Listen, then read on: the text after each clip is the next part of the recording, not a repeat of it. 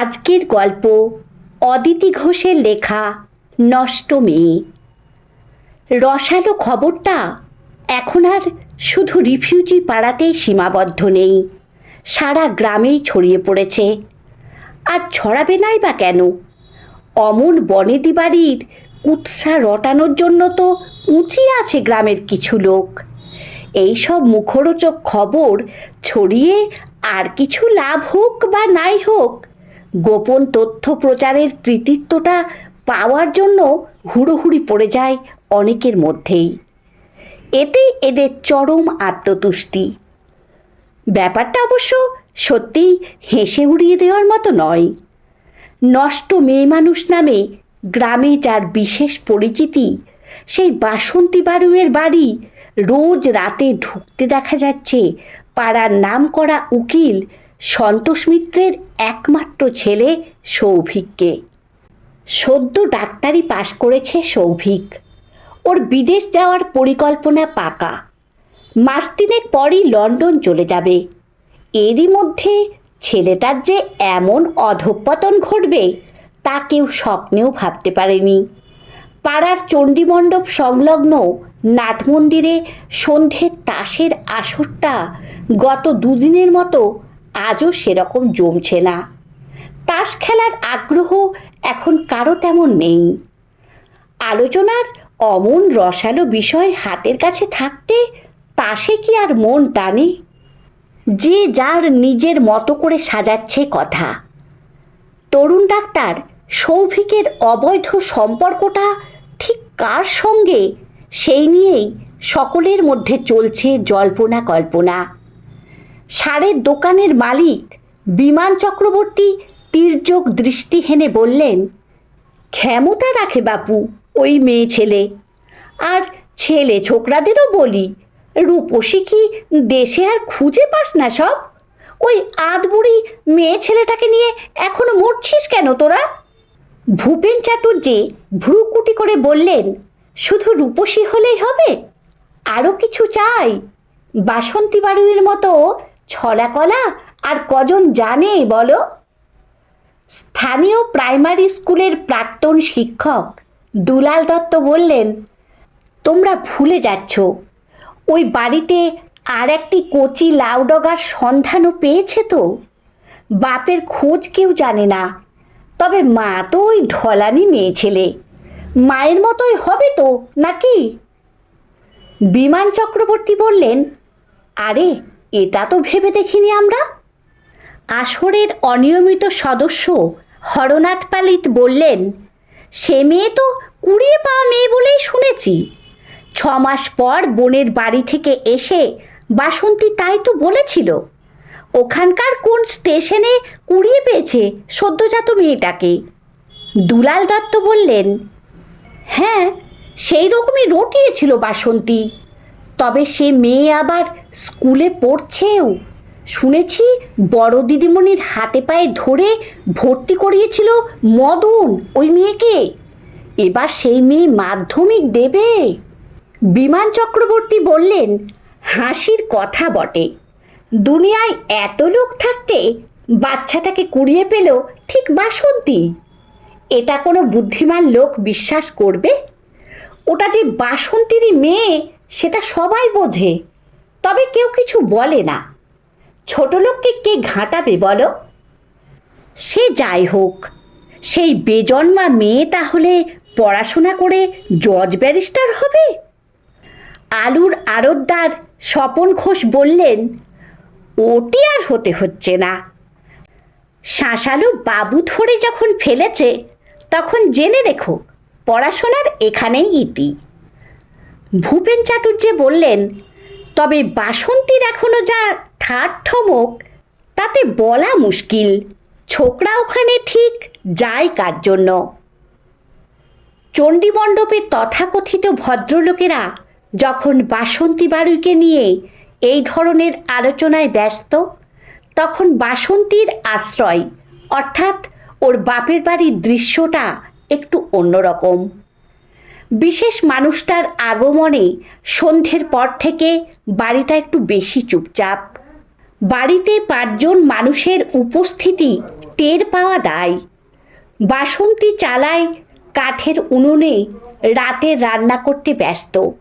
দুকুঠুরি ঘরের একটাই একদিকে বসে বাসন্তীর মা বিড়ি বাঁধছে, অন্যদিকে ছোট চৌকিটায় ওর বাবা মদন শিকদার চোখ বন্ধ করে শুয়ে আছে। পাশের ঘরের দরজা বন্ধ। ঘরের ভেতরে দুজন মানুষ, বাসন্তীর মেয়ে সুজাতা আর ডাক্তার সৌভিক মিত্র। দরমার ফাঁক দিয়ে 100 পাওয়ারের বাল্বের আলোর রেখা বাইরে এসে পড়ছে, তবে ভেতর থেকে কারো কথা তেমন শোনা যাচ্ছে না। গত 5 দিন ধরে চলছে ব্যাপারটা। সন্ধে 7টা হলেই চলে আসে উকিলবাবুর এই ডাক্তার ছেলে। মনে মনে খুব সমীহ করে বাসন্তী মানুষটাকে, অথচ 1 কাপ চা খাওয়ার কথা সাহস করে বলতে পারে না। সামনে দাঁড়াতেই ভয়ে বুক কাঁপে। কথা বলেছিল সেই প্রথম দিনই। সেই দিনই বলেছিল ডাক্তারবাবু, সুজাতার সামনে মাধ্যমিক, আমি যে 3 মাস থাকবো সেই 3 মাস রোজ আসবো সুজাতার কাছে। ঘাড় নেড়ে সম্মতি জানিয়েছিল বাসন্তী। আর কথা হয়নি। অনেকগুলো বছর আগে শ্বশুরবাড়ির পাট চুকিয়ে যখন বরাবরের জন্য বাপের বাড়িতে এসে উঠেছিল বাসন্তী, তখন ওর বয়স ছিল মাত্র 16। সেই দিন থেকেই রান্না বান্না ও সংসারের অন্যান্য কাজ একা হাতেই সামলাতো বাসন্তী। ওর মা কুসুম লোকের বাড়ি রান্নার কাজ করত তখন। হাঁটুর ব্যথার জন্য এখন পারে না আর, তাই বাড়িতে বসে বিড়ি বাঁধে। বয়স হলেও মদন শিকদার রং মিস্ত্রির কাজটা এখনও করে চলেছে। তবে বাসন্তীও কিছুটা রোজগার করার চেষ্টা করে। সংসারের কাজের পর যেটুকু সময় পায় সে সময় পুঁতির মালা, রাখি এইসব তৈরি করে। গ্রামের একেবারে শেষ প্রান্তে নদীর ধারে 30-32 বছর আগে গজিয়ে উঠেছিল এই রিফিউজি ক্যাম্প। ক্রমে লোক বাড়তে বাড়তে এটা একটা বড়সড় পাড়া হয়ে গেছে। সারা গ্রামের মানুষ ওটাকে ক্যাম্পে পাড়া বলে। বাংলাদেশ থেকে আরও কটা পরিবারের সঙ্গে রংমিস্ত্রি মদন শিকদার বউ আর 4 ছেলে মেয়েকে নিয়ে এসেছিল এই গ্রামে। মদন শিকদারের ছোট মেয়ে বাসন্তীর বয়স তখন বছর 9-10 হবে। নদীর ধারে খাস জায়গায় 4-5টা পরিবার দরমার বাড়ি তৈরি করে বসবাস শুরু করেছিল। ক্রমে ওদেরই আত্মীয় স্বজন, বন্ধু বান্ধবরা একে একে আসতে থাকে। সস্তা দামে জায়গা কিনে বাড়ি তৈরি করে। এই পরিবারগুলোর মধ্যে অনেকেই নিজেদের পাড়াতে বৈবাহিক সম্পর্ক গড়ে তুলেছিল। বাসন্তীর দিদিরও বিয়ে হয়েছিল পাশের বাড়িতেই। তবে ব্যবসা করার সুবাদে বিয়ের পর থেকেই ওর জামাইবাবু দিদিকে নিয়ে কলকাতায় থাকতো। বাসন্তীর 2 দাদা বিয়ে করেছিল পাশাপাশি গ্রামে। তারা নিজেরা পৃথক সংসার পেতেছে অনেক আগে, তাই এখন বাবা মায়ের দায়িত্ব নিজের কাঁধে তুলে নিতে হয়েছে বাসন্তীকেই। অন্য 3 ভাই বোনের মতো সুখে সংসার করা হয়ে ওঠেনি বাসন্তীর। এর জন্য নিজের ভাগ্যকেই দায়ী করে বাসন্তী। লোকের বুদ্ধিতে ক্লাস 9-এ পড়া বাসন্তীর বিয়ে দিয়ে দেয় মদন শিকদার। নিজের সামর্থ্য মতো বিয়ে দিয়েছিল মেয়ের। সাইকেল, ঘড়ি, আংটি আর নগদ 2000 টাকা পণ হিসেবে দিতে হয়েছিল জামাইকে। তবে জামাই যে পাড় মাতাল সে খবরটা জানতে পারেনি মদন শিকদার। বিয়ের পর যখন জানতে পারল তখন আর তার হাত কামড়ানো ছাড়া কিছু করার ছিল না। প্রতি রাতে মাতাল স্বামীর হাতে মার খেতে খেতে নানা জায়গায় কালশিটের দাগ পড়ে যেত বাসন্তীর। কিন্তু আগে থেকেই থ্রেটনিং দিয়ে রেখেছিল স্বামী আর শাশুড়ি। বাপের বাড়িতে কিছু জানালে মেরে পুকুর পাড়ে পুঁতে রেখে দেবে ওকে। 15 বছরের মেয়েটা ভয়ে কাউকে কিছু বলতে পারেনি। তবে এই অত্যাচার বেশি দিন সহ্য করতে হয়নি ওকে। বছর ঘোরার আগেই নেশায় বুঁদ হয়ে রাস্তা পার হতে গিয়ে লরি চাপা পড়ে মারা যায় বাসন্তীর স্বামী। 15 দিন পর 16 বছরের বিধবা মেয়েকে নিজের কাছে নিয়ে চলে আসে মদন শিকদার। দেখতে দেখতে বছর ঘুরে যায়। রোগা পাতলা বাসন্তীর গায়ে মাস লাগতেই বাসন্তীর রং আরও উজ্জ্বল হতে থাকে। 17 বছরের বাসন্তীর বাড়ন্ত শরীরের রূপলাবণ্যে মুগ্ধ হতো অনেকেই। তাদের লোভাতুর দৃষ্টির সামনে নিজেকে মেলে ধরে একটা অন্যরকম মজা পেত বাসন্তী। কারো সঙ্গে দৈহিক সম্পর্ক তেমনভাবে গড়ে না উঠলেও একটু আধটু মজা লুটতে আসত ছেলে ছোকরার দল। বাবা মা কাজে বেরিয়ে গেলেই বাসন্তী ওদের সঙ্গে রঙ্গ তামাশা করে কাটিয়ে দিত কিছুটা সময়। অপরিণত বুদ্ধির মেয়েটা বুঝতেই পারেনি সেদিন এই মজাটাই তার জীবনে অভিশাপ হয়ে আসবে। তবে খুব শীঘ্রই বাসন্তীর জীবন মোড় নেয় নতুন পথে। শহরের বিভিন্ন জায়গায় রঙের কাজ করে বেড়াতো মদন শিকদার। কাজ করতে গিয়ে একদিন আলাপ হয় বিপত্নিক রাজমিস্ত্রি কৃষ্ণপালের সঙ্গে। বাসন্তীর কষ্টের কথা শুনে আর নিজের 2 বছরের মেয়েটার কথা ভেবে বিনা পণে বাসন্তীকে বিয়ে করতে রাজি হয় কৃষ্ণপাল। 30 বছরের ছেলেটার কোনো নেশা নেই জানতে পেরে খুব খুশি হয়েছিল মদন শিকদার। ভেবেছিল এবার মেয়েটা সুখের মুখ দেখবে। সেদিন সন্ধে হব বাসন্তীর মা গিয়েছে লোকের বাড়ি রান্না করতে। হঠাৎই কৃষ্ণপালকে সঙ্গে নিয়ে বিকেলে বাড়িতে ঢোকে মদন শিকদার। ঘরে ঢুকে দেখে পাড়ার 3-4টে ছেলের সঙ্গে বসে আড্ডা দিচ্ছে বাসন্তী। তৎক্ষণাৎ বেরিয়ে যায় কৃষ্ণপাল। এরপর বিয়েটা স্বাভাবিকভাবেই ভেঙে যায়। শুধু কি তাই, সারা গ্রামে রটে যায় খবরটা। নষ্ট মেয়ের তালিকায় লেখা হয়ে যায় বাসন্তীর নাম। কৃষ্ণপাল চলে যাওয়ার পর ঘরের দরজা দিয়ে শুয়ে পড়েছিল মদন শিকদার। রাতে একটি দানাও দাঁতে কাটেনি। খুব কষ্ট হচ্ছিল বাসন্তীর।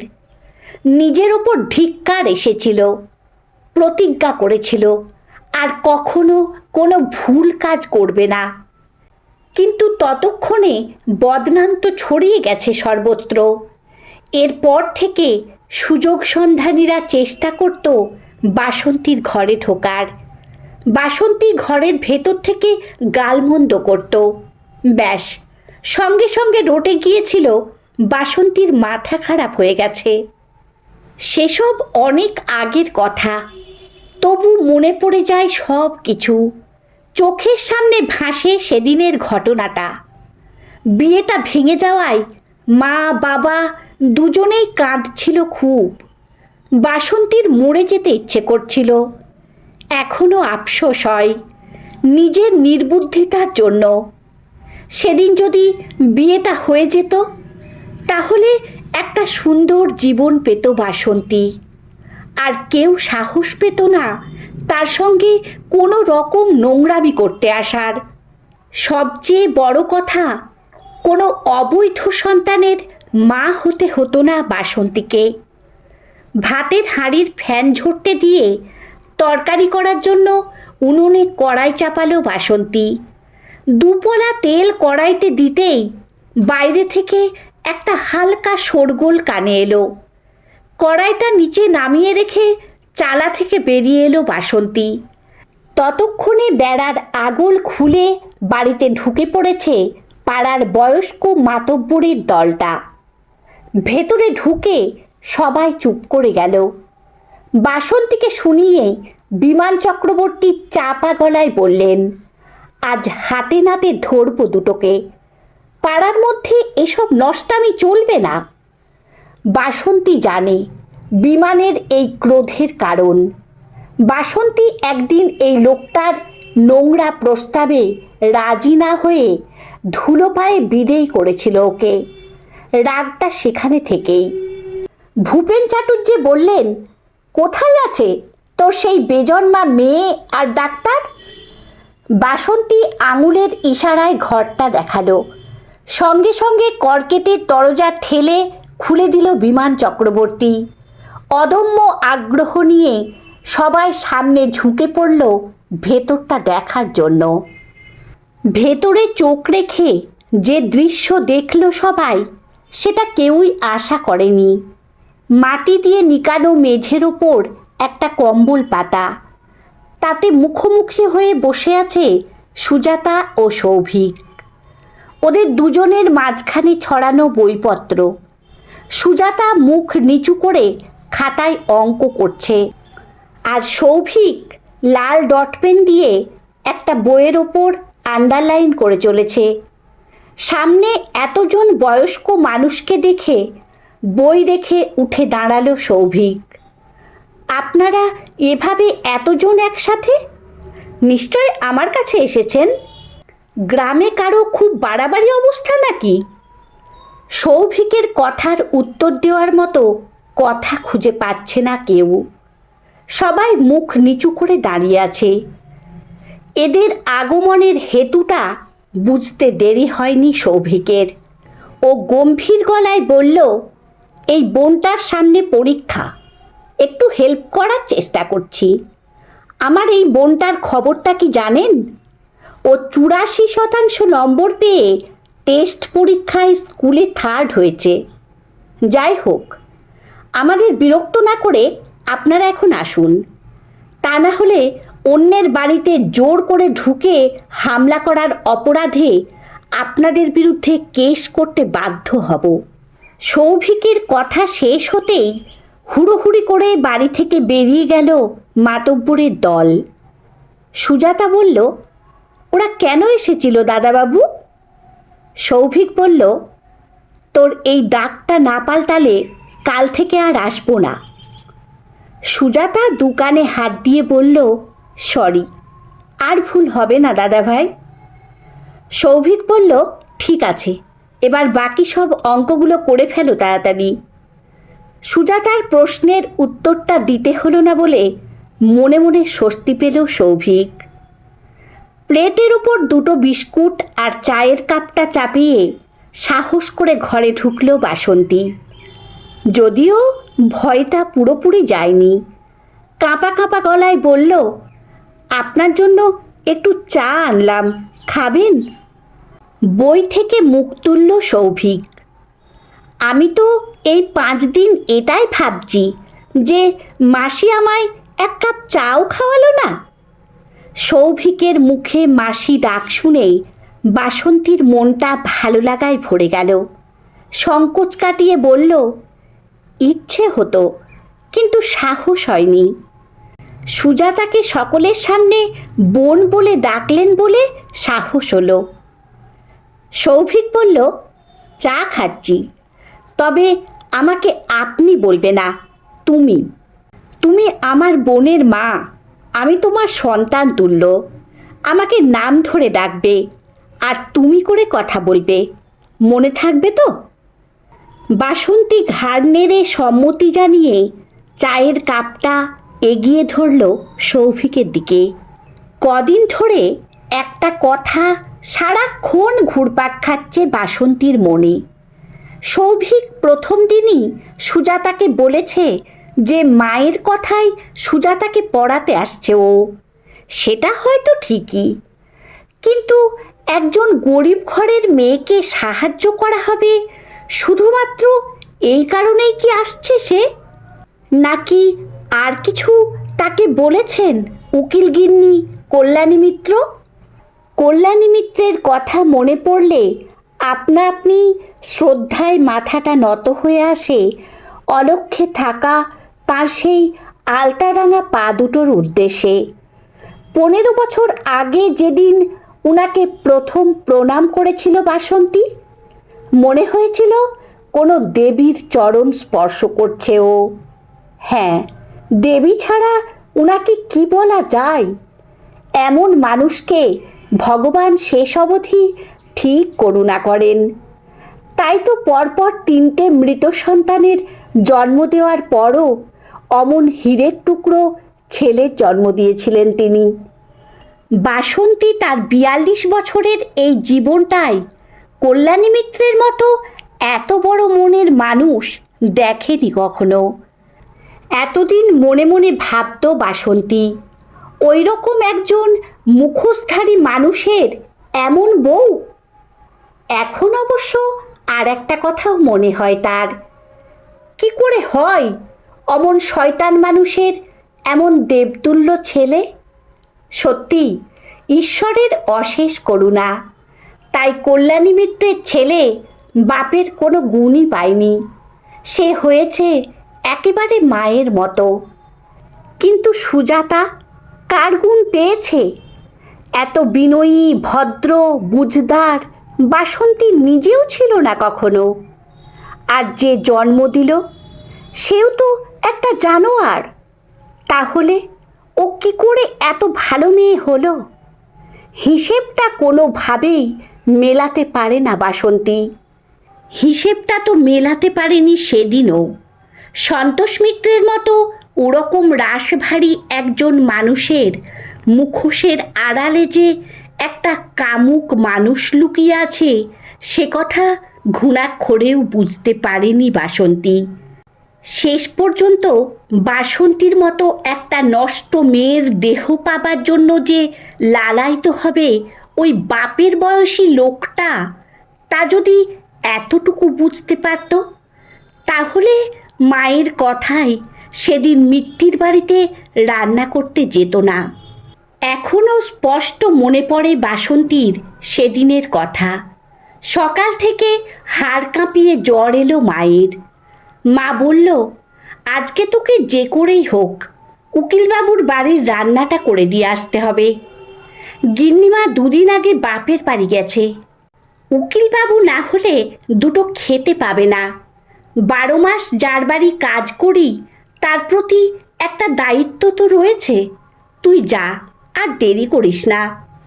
বাড়ি থেকে বেরোনোর ইচ্ছে ছিল না বাসন্তীর, তবু হাতের কাজ ফেলে রেখেই চলে আসতে হয়েছিল বাসন্তীকে। ময়লা কাপড়টা ছেড়ে রেখে একটা লাল হলুদ ডুরে শাড়ি পরে বেরিয়েছিল 20 বছরের মেয়েটা। যাবার সময় মাকে বলে গিয়েছিল, তুমি যেন খবরদার উঠবে না, আমি ফিরে এসে ভাতে ভাত করে নেব। উকিলবাবু ঘরে কী সব ফাইল নিয়ে কাজ করছিলেন। বাসন্তী জানতে গিয়েছিল কি রান্না করবে। ওকে দেখে মেজাজি গলায় সন্তোষ মিত্র বলেছিলেন, কি ব্যাপার, তুই? তোর মা আসেনি? বাসন্তী ভয়ে ভয়ে বলেছিল, মায়ের ধুম জ্বর, আমাকে পাঠালো তাই। এক রাশ অসন্তোষ ঝরিয়ে সন্তোষ মিত্র বলেছিলেন, তোর হাতে খেতে হবে আজ? কি আর করা যাবে, আগে ভালো করে 1 কাপ চা করে নিয়ে আয়, তারপর বলছি কি রাঁধবি। 5 মিনিটের মধ্যেই চা নিয়ে ঘরে ঢুকেছিল বাসন্তী। উকিলবাবুর তিরিক্ষে মেজাজ ততক্ষণে উধাও। চায়ের কাপ টেবিল থেকে তুলতে তুলতে বাসন্তীর দিকে তাকিয়ে হেসে বলেছিলেন, দেখতে দেখতে কত বড় হয়ে গেলি তুই। হ্যাঁ রে, কাজের মাসি চলে গেছে?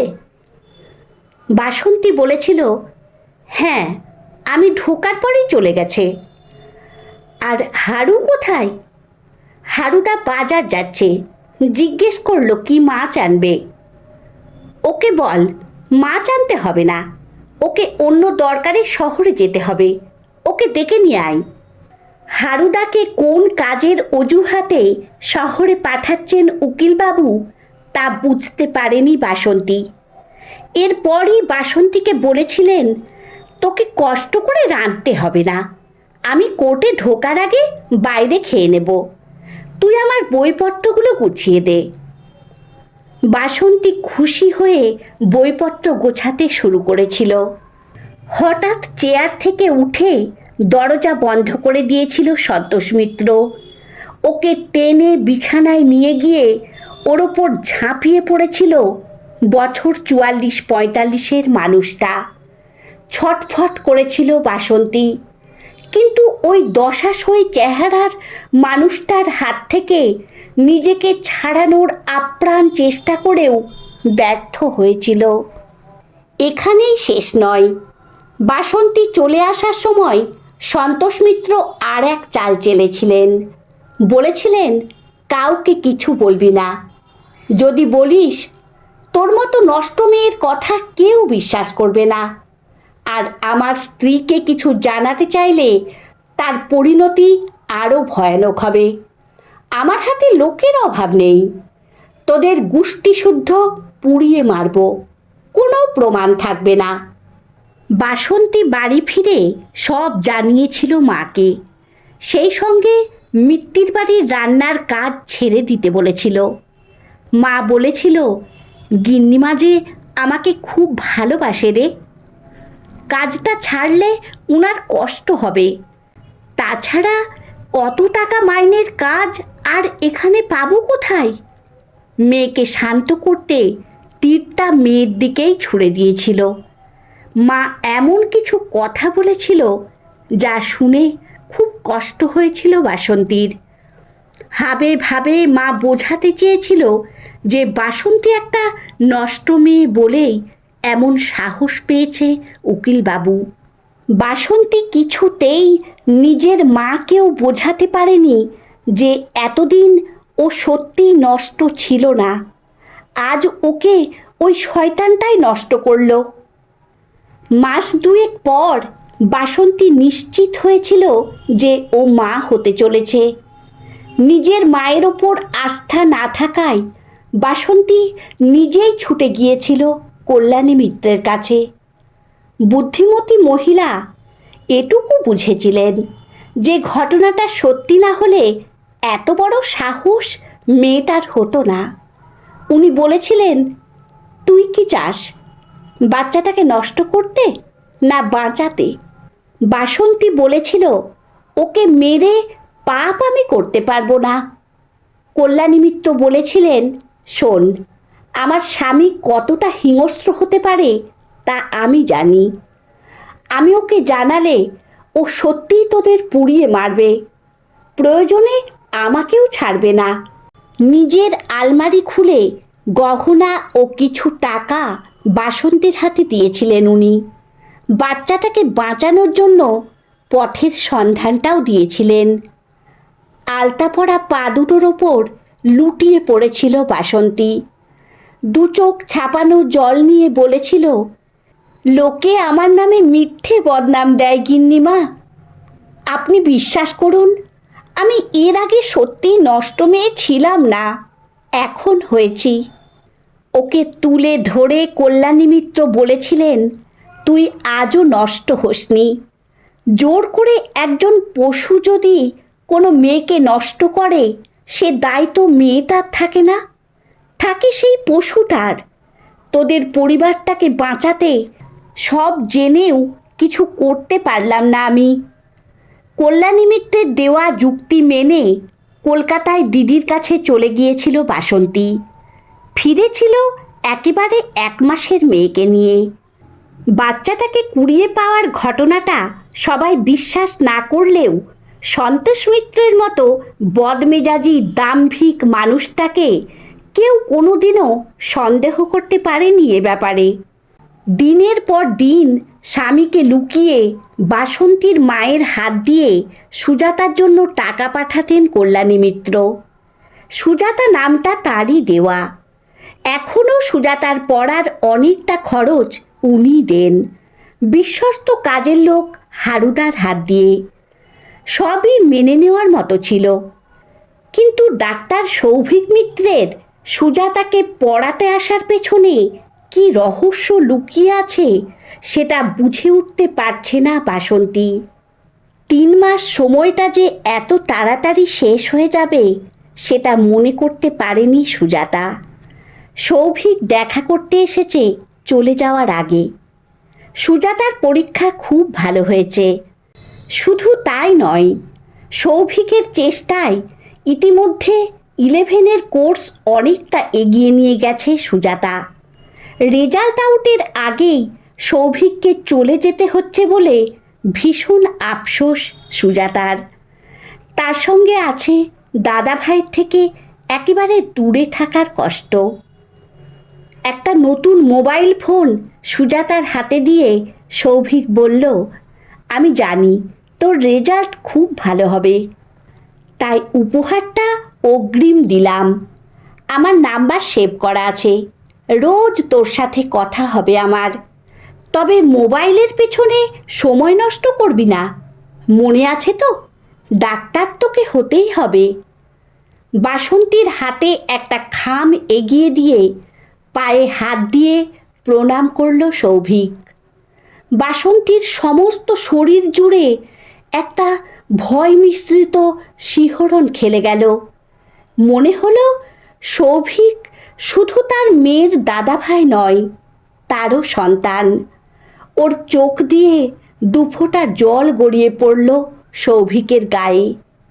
সৌভিক বলল, মাসি, মায়ের কাছ থেকে জেনেছি তুমি ক্লাস 9 পর্যন্ত পড়েছ, তাই আমার যা বলার ছিল চিঠিতে লিখে দিয়েছি। সৌভিক চলে যেতে ঘরের দরজা বন্ধ করে খামটা খুলল বাসন্তী। প্রথমেই বেরিয়ে এলো একটা 20 লাখ টাকার অ্যাকাউন্ট পেই চেক। এরপর যেটা বের হলো সেটা বাসন্তীকে উদ্দেশ্য করে লেখা সৌভিকের একটা চিঠি। আমি জানি তোমার মনে নিশ্চয় বারবার একটা প্রশ্ন উকি দিয়েছে, আমি সুজাতার আসল পরিচয় জানি কি না। হ্যাঁ, জেনেছিলাম এখানে এবার আসার পর। সব কিছু বলেছে মা আমাকে। আমি বিদেশ চলে যাচ্ছি, তোমাদের পাশে থাকতে পারছি না, তাই তোমাদের পরিবারটাকে, বিশেষ করে আমার বোনটাকে বিপদের মুখে ঠেলে দিয়ে চলে যেতে হচ্ছে। অন্যায়ের প্রতিবাদ করে যেতে পারলাম না, তবে বাবার মুখোমুখি হয়েছি আমি। সুজাতার ন্যায্য অধিকার আমি তার কাছ থেকেই আদায় করেছি। মা তোমাকে নিয়ে ব্যাংকে গিয়ে টাকাটার যা ব্যবস্থা করার করে দেবে। ওই টাকায় সুজাতার পড়াশোনার খরচ চলবে। সুজাতাকে টাকাটা আমি দিয়ে গেছি বললেই হবে। এখন এর থেকে বেশি ওকে কিছু জানানোর দরকার নেই। সময় মতো আমি জানাবো। ওকে ডাক্তার হিসেবেই দেখতে চাই আমি। আমার বোন যে পারবে সে ব্যাপারে আমি নিশ্চিত। তোমার কাছে একটাই অনুরোধ, যে সত্যটা এতদিন গ্রামের সকলের অজানা ছিল সেটা আর প্রকাশ করো না, কারণ এতে বাবার সম্মান কতটা যাবে তা আমি জানি না। তবে আমি সকলের কাছে খুব ছোট হয়ে যাব। গ্রামের সব মানুষ তোমাকে কী ভাবে সেটা নিয়ে আমার মাথা ব্যথা নেই। আমি অন্তর থেকে তোমাকে মায়ের আসনে বসিয়েছি। তুমি আমার আর এক মা, আমার সোনা মা। ইতি সৌভিক। চিঠিটা হাতে নিয়ে স্থবিরের মতো দাঁড়িয়ে রইল বাসন্তী। কি করবে এখনো ঠিক বুঝে উঠতে পারছে না। এটা কুচিয়ে না ফেললে দেখে ফেলতে পারে সুজাতা, তাই হয়তো এটাকে নষ্ট করে দেওয়া উচিত। অথচ সৌভিকের দেওয়া এই স্বীকৃতিকে কিছুতেই হারাতে মন চাইছে না বাসন্তীর।